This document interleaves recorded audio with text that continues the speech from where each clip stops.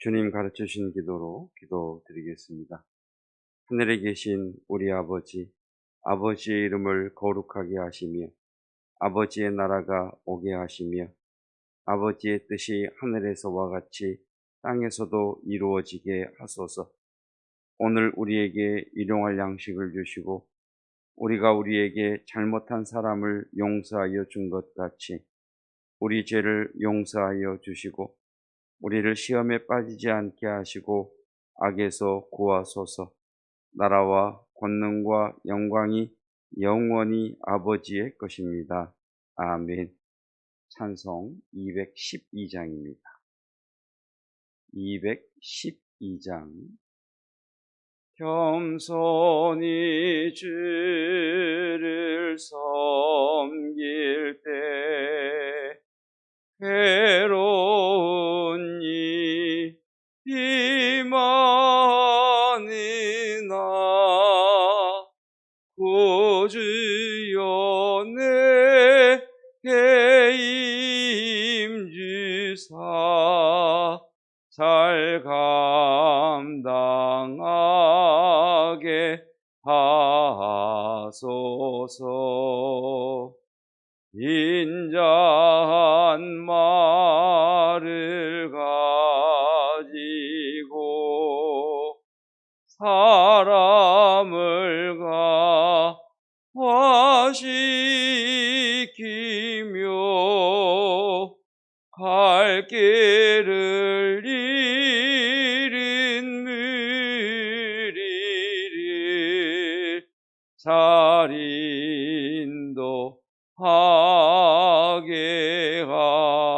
하소서.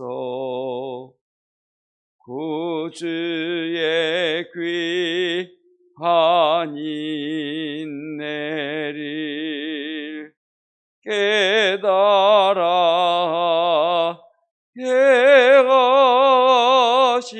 행하시고 굳건한 믿음 주셔서 늘 승리하게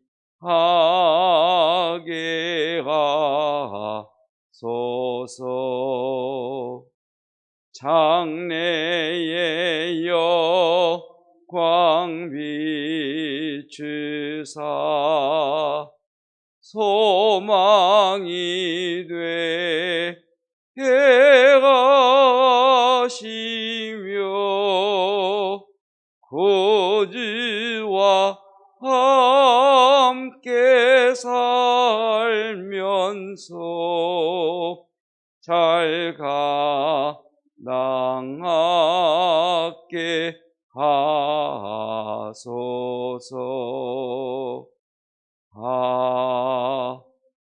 아멘. 나의 사랑 나의 어여쁜 자야 일어나서 함께 가자. 2021년 우리 왕림교회 표어입니다. 주께서 오늘도 우리와 함께 동행하시기를 원하셔서 우리를 기다리고 계시고 우리를 먼저 찾아오셨습니다. 그 주님의 멍에를 메고 주와 함께 동행하시다가 참된 쉼과 평강을 얻으시기를 축복합니다. 창세기 23장 20절 창 23202아 이와 같이 그 밭과 거기에 속한 굴이 헷 족속으로부터 아브라함이 매장할 소유지로 확정되었더라. 내가 값을 지불하고 소유해야 할 나의 막벨라 굴은 무엇인가?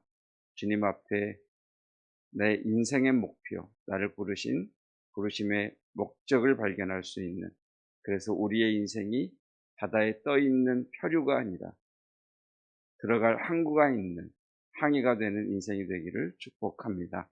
오늘 우리에게 주신 여호와 하나님의 말씀은 출애굽기 10장 1절로 11절입니다. 출애굽기 10장 1절로 11절까지 말씀, 제가 말씀 봉독하겠습니다. 오늘 우리에게 주시는 여호와 하나님의 말씀입니다. 여호와께서 모세에게 이르시되 바로에게로 들어가라. 내가 그의 마음과 그의 신하들의 마음을 완강하게 함은 나의 표징을 그들 중에 보이기 위함이며 내가 애굽에서 행한 일들 곧 내가 그들 가운데에서 행한 표징을 내 아들과 내 자손의 귀에 전하기 위함이라. 너희는 내가 여호와인 줄을 알리라. 모세와 아론이 바로에게 들어가서 그에게 이르되 히브리 사람의 하나님 여호와께서 말씀하시기를 내가 어느 때까지 내 앞에 겸비하지 아니하겠느냐. 내 백성을 보내라. 그들이 나를 섬길 것이라. 내가 만일 내 백성 보내기를 거절하면 내일 내가 메뚜기를 내 경내에 들어가게 하리니 메뚜기가 지면을 덮어서 사람이 땅을 볼 수 없을 것이라. 메뚜기가 내게 남은 그것 곧 우박을 면하고 남은 것을 먹으며 너희를 위하여 들에서 자라나는 모든 나무를 먹을 것이며 또 내 집들과 내 모든 신하의 집들과 모든 애굽 사람의 집들에 가득하리니 이는 내 아버지와 내 조상이 이 땅에 있었던 그날로부터 오늘까지 보지 못하였던 것이리라 하셨다 하고 돌이켜 바로에게서 나오니 바로의 신하들이 그에게 말하되 어느 때까지 이 사람이 우리의 함정이 되리이까. 그 사람들을 보내어 그들의 하나님 여호와를 섬기게 하소서. 왕은 아직도 애굽이 망한 줄을 알지 못하시나이까 하고 모세와 아론을 바로에게로 다시 데려오니 바로가 그들에게 이르되 가서 너희의 하나님 여호와를 섬기라. 갈 자는 누구냐. 모세가 이르되 우리가 여호와 앞에 절기를 지킬 것인즉 우리가 남녀노소와 양과 소를 데리고 가겠나이다. 바로가 그들에게 이르되 내가 너희와 너희의 어린 아이들을 보내면 여호와가 너희와 함께함과 같으니라. 보라, 그것이 너희에게는 나쁜 것이니라. 그렇게 하지 말고 너희 장정만 가서 여호와를 섬기라. 이것이 너희가 구하는 바니라. 이에 그들이 바로 앞에서 쫓겨나니라. 아멘. 하나님의 말씀입니다. 설교자들 사이에 설교의 도미노라는 표현이 있습니다. 도미노라고 하는 것은 여러 조각을 쭉 세워놓고 하나만 톡 건드리면 후두두두두 해서 쭉 넘어지는 그러한 것을 도미노라고 이야기하지요. 그러니까 우리가 성경을 봄에 있어서 얼마나 습관적으로 보는지 하는 것을 가끔 이렇게 돌아보면 깜짝깜짝 놀랍니다. 오늘 10장 3절을 보시면 하나님께서 모세와 아론을 바로에게 보냈을 때 모세가 바로 앞에 들어가서 하는 말이 모세와 아론이 바로에게 들어가서 그에게 이르되 히브리 사람의 하나님 여호와께서 말씀하시기를 내가 어느 때까지 내 앞에 겸비하지 아니하겠느냐 이렇게 말씀하십니다. 내 앞에 어느 때까지 겸비, 겸손, 온유와 겸손이지 내 앞에 온유하며 겸손하지 않겠느냐 이렇게 말씀을 하십니다. 제가 이 말씀을 읽다가 깜짝 놀랐습니다. 하나님께서 바로에게 기대하시는 것이 있구나. 하나님께서 10가지 재앙을 바로 앞에 보이시면서 하나님이 바로에게 원하시는 것은 바로가 하나님 앞에 겸비하여 여호와 하나님을 인정하고 그 하나님의 말씀을 듣는 것. 그러니까 하나님의 목적은 바로에게 재앙을 쏟아붓고 애굽을 망하게 하시는 것이 아니라 그가 돌아오게 하시는 것이구나. 이 말씀을 읽으면서 다시 번뜩 드는 생각이 그런데 왜 우리는 애굽에 내린 10가지 하나님의 하시는 일을 재앙이라고 그러지? 왜 10가지 재앙이라 그럴까요? 우린 너무 이 본문의 말씀을 너무 많이 들어왔어요. 그리고 워낙에 많은 분들의 설교를 통해서 10가지 재앙, 10가지 재앙 이렇게 들어왔어요. 그래서 제가 떨리는 가슴으로 나일강이 피로 변하고 이가 생기고 개구리가 올라오고 이것들을 찾아보니까 재앙이라는 말이 없어요. 10장 1절 2절 볼까요? 여호와께서 모세에게 이르시되 바로에게 들어가라. 내가 그의 마음과 그의 신하들의 마음을 완강하게 함은 나의 무엇을? 표징이 뭐지요? 표지판이죠. 표지판에 부산 100km라고 하면 여기서 이 방향으로 100km를 가면 부산이구나라고 하는 걸 알려주는 게 표지판이죠. 표징이 뭡니까? 이 일을 하나님이 하셨구나. 너희는 하나님께 가야 된다. 하나님을 알아야 된다. 이것이 표징이죠. 그래서 우리가 말하는 10가지 재앙 가운데 하나님의 행하신 일을 이적, 표징, 너는 바로 앞에서 이적을 행해라. 너는 나일강이 피로 변한다고 해라. 이가 생긴다고 해라. 개구리가 올라온다고 해라. 이렇게 말씀하셨지 재앙이라는 말을 처음부터 안 쓰셨어요. 이 10가지 하나님의 이적 가운데에 9장 14절에 우박을 보내시면서 처음 재앙이라는 말씀을 하나님이 쓰세요. 그리고 저 뒤에 장자의 죽음 앞에 가서 재앙이라고 하는 말씀을 쓰세요. 이 재앙이라는 것도 우리가 생각하는 재앙이 아니라 팍 치는 거예요. 팍 치는 거예요. 왜 칩니까? 정신 차려 이 녀석아. 여러분, 우리가 하나님이 치셨다라고 하는데 우리는 자꾸 그걸 마치 이렇게 어떤 하나님의 진노와 어떤 저주를 받은 것으로 그렇게 이렇게 세팅이 되어 있어요. 워낙에 그렇게 들어와서 외치죠. 정신 차리고 돌아오라고, 하나님께 돌이키라고. 그러니 우리가 성경을 얼마나 잘못 보고 있는 겁니다. 하나님은 바로와 애굽 백성이 여호와께로 돌아오기를 원하십니다. 만약 애굽이 멸망하는 것이 하나님의 뜻이셨다면 지금 이집트는 존재할 수 없죠. 이집트는 지금도 존재하잖아요. 왜? 하나님이 구약 성경을 보면 애굽을 내 딸이라고 표현하기도 하시잖아요.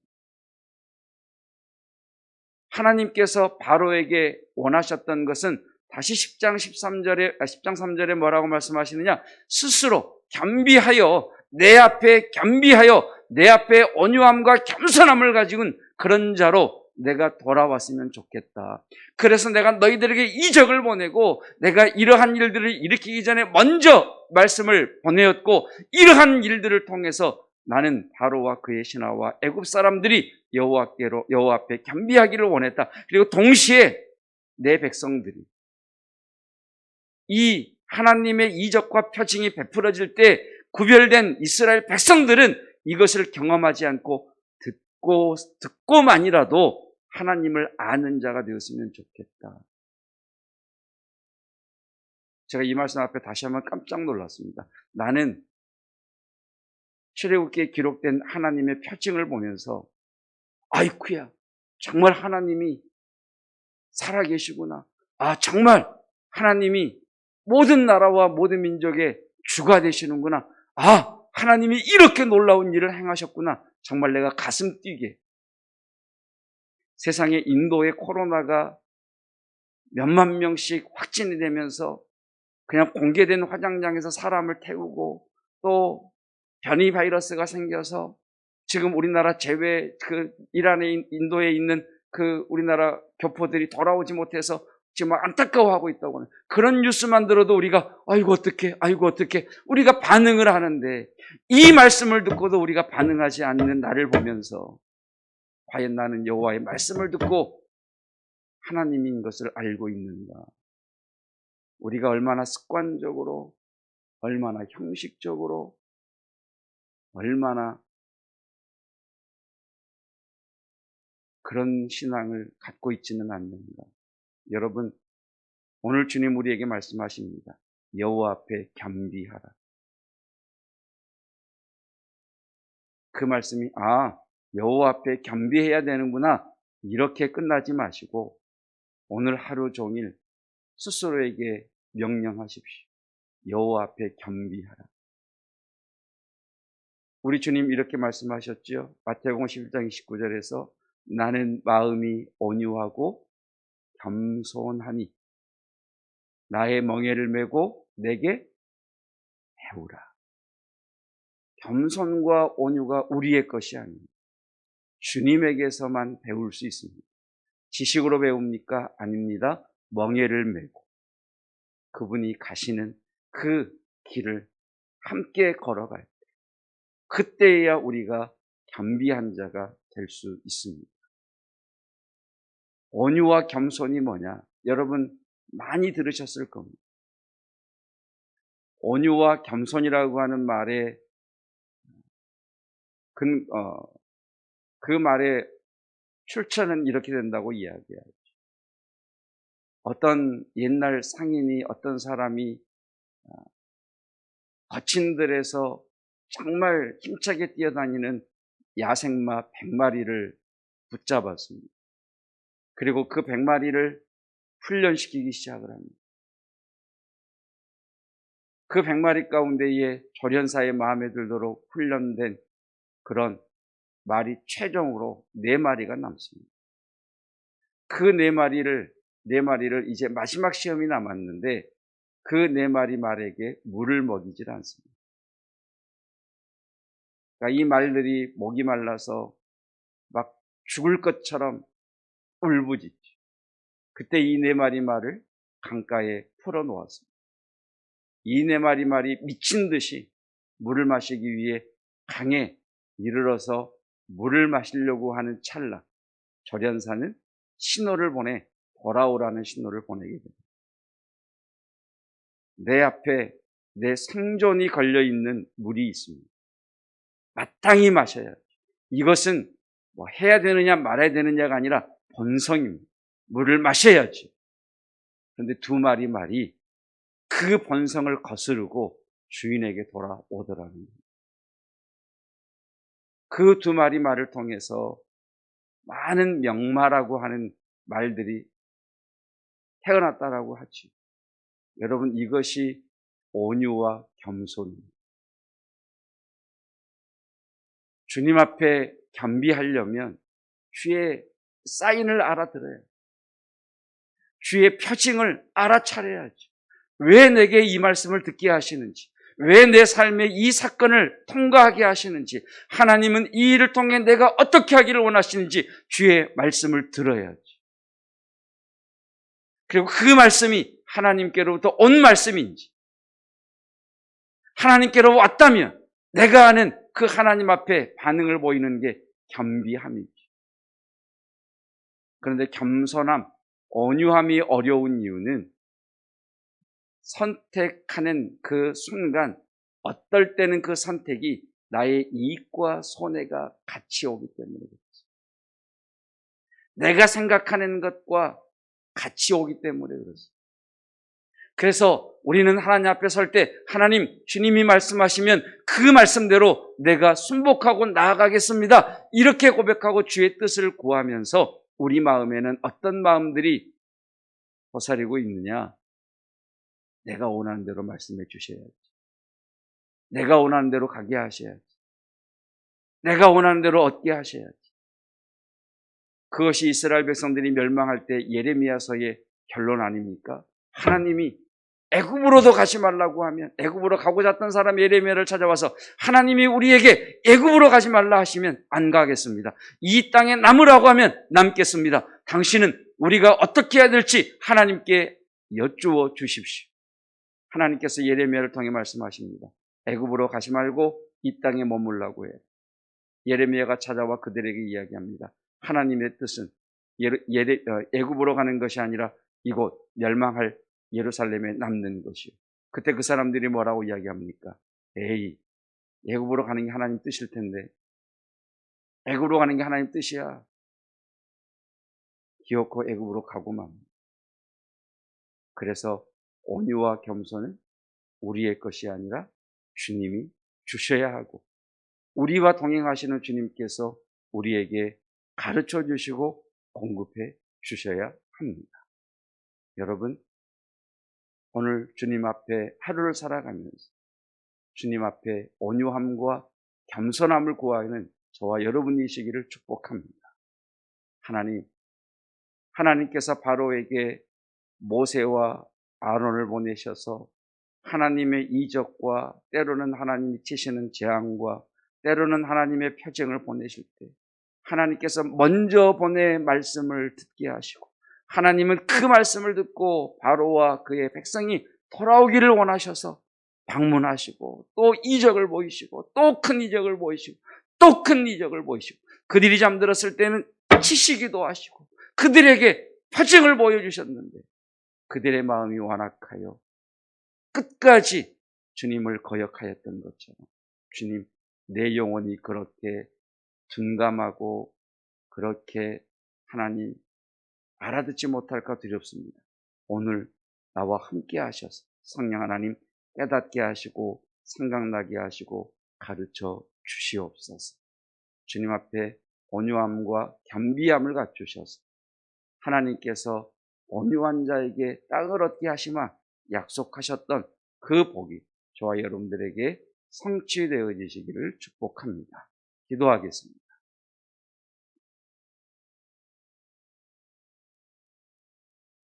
하나님께서는 바로가 자신의 완강함을 깨닫고 자신의 마음의 완악함을 깨닫고 하나님이 베푸신 이적과 표징과 재앙들을 통해서 여호와께로 돌아오기를 원하셨다는 것을 깨닫습니다.